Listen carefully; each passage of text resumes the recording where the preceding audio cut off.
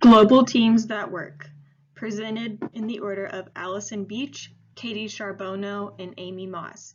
This article relates to concepts of communication barriers and how to overcome them.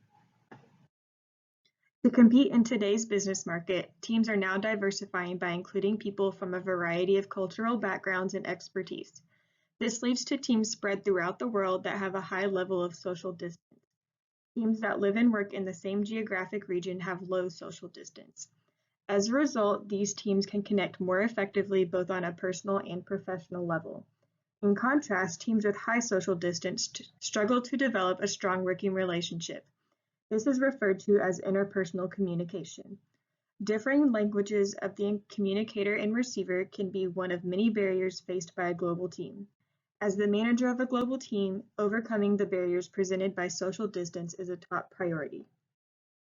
In order to overcome the social distance barriers seen in global teams, the author of this article presents the SPLIT framework as a solution. This acronym stands for structure, process, language, identity, and technology. Each of these concepts can cause social distance.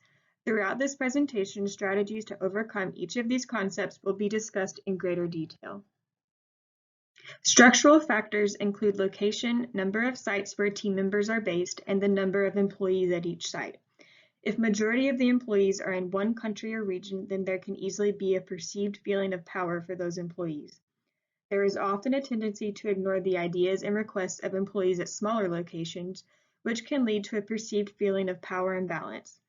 It is important to avoid this negative dynamic, which can ultimately lead to resentment.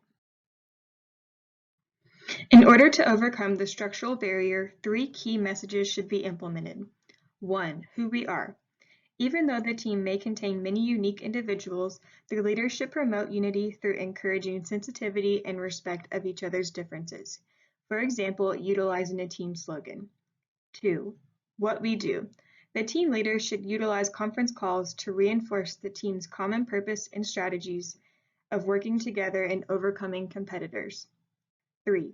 I am there for you. Managers should provide a gateway of communication with team members located far away. This can be done through personal calls or emails to remind the employee that their contributions are important to the team. A great example of this is done at DaVita Dialysis. The corporate team emails the entire company with thank you notes from patients and family members. This reinforces the common goal of, quote, giving life to the patients through providing life-saving dialysis.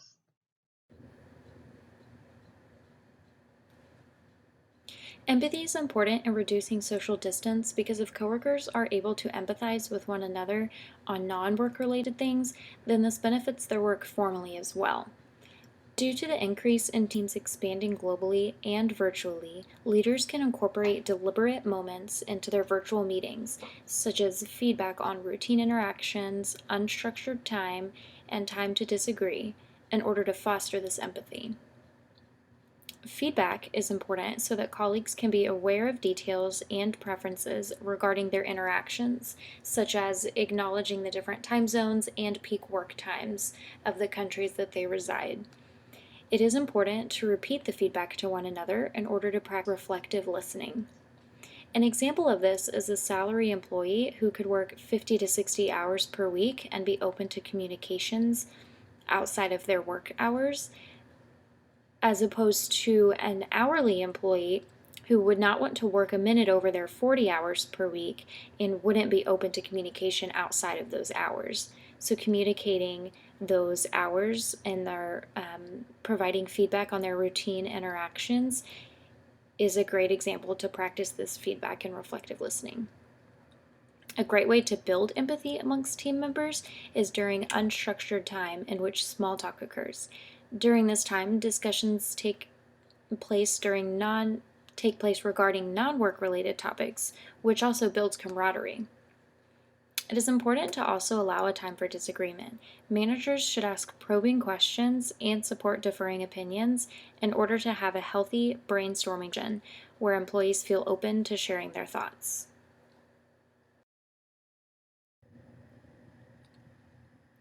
Differing languages and levels of fluency can cause gaps in communication and heighten social distance.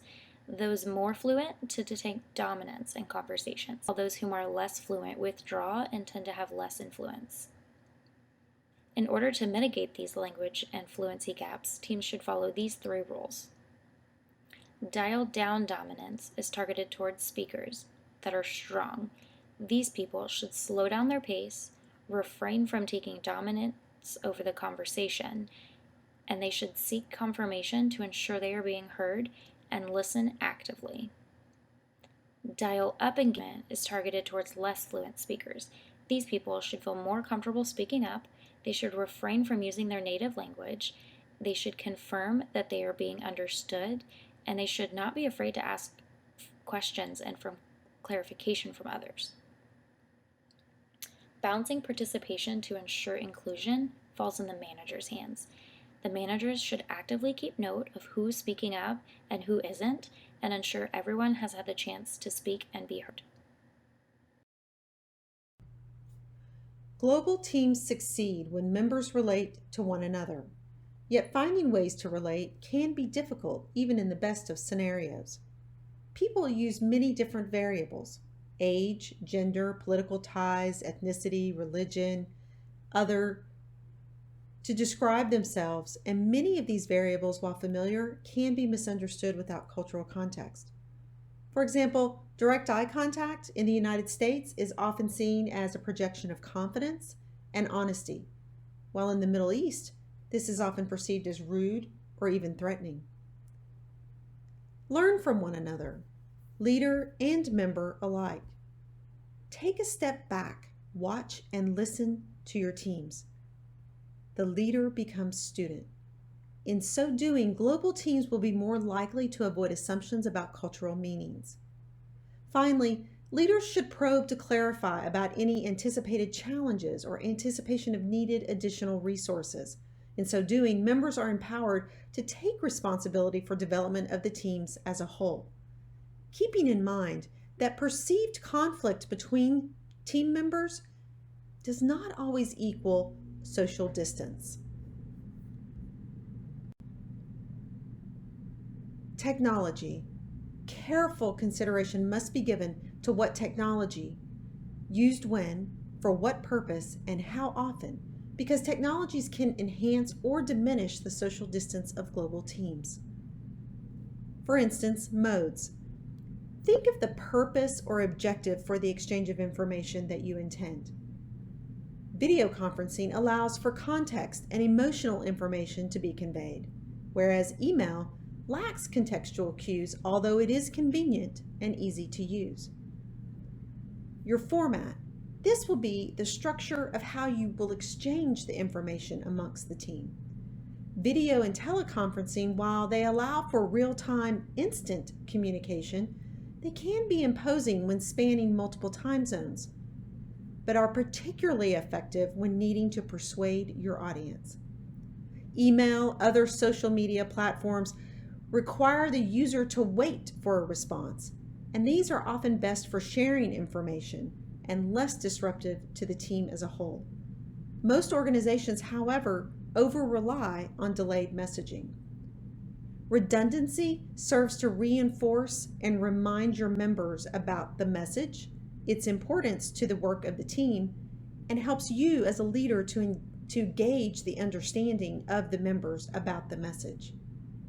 Once you have decided upon a mode and format of technology, make sure you are following suit. Model the behavior you desire in your teams. If you want the team to video conference, then make sure you are communicating similarly.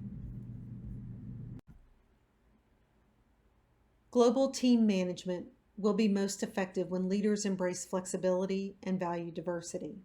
Managing social distance effectively creates member engagement and supports member performance at the highest level.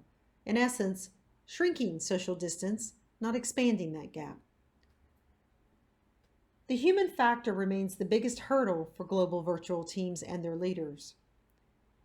Careful, thoughtful incorporation of a strategy such as split is one approach to addressing these management challenges. Notably, 3 organizations, IBM, GE, and SAP, have implemented strategies that incorporate elements of a split approach, to successfully develop high performing global virtual teams.